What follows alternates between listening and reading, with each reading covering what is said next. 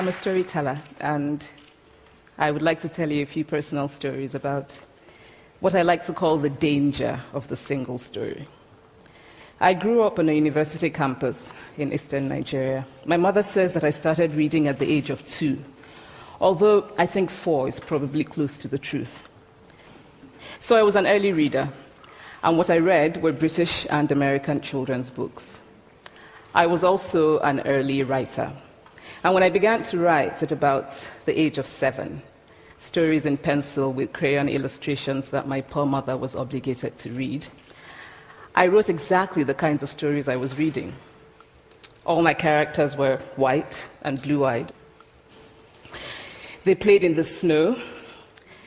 They ate apples. And they talked a lot about the weather, how lovely it was that the sun had come out. Now, this despite the fact that I lived in Nigeria. I had never been outside Nigeria. We didn't have snow. We ate mangoes. And we never talked about the weather because there was no need to.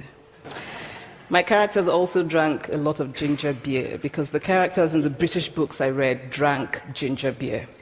Never mind that I had no idea what ginger beer was.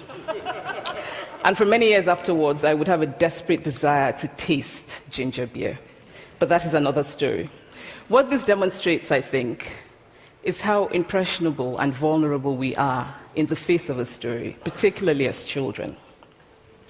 Because all I had read were books in which characters were foreign, I had become convinced that books, by their very nature, had to have foreigners in them and had to be about things with which I could not personally identify. Now, things changed when I discovered African books. There weren't many of them available, and they weren't quite as easy to find as the foreign books, but because of writers like Chinua Achebe and Kamara Laye, I went through a mental shift in my perception of literature.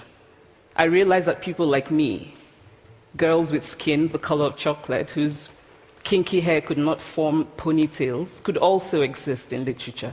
I started to write about things I recognized. Now, I loved those American and British books I read. They stirred my imagination. They opened up new worlds for me. But the unintended consequence was that I did not know that people like me could exist in literature. So what the discovery of African writers did for me was this. It saved me from having a single story of what books are. I come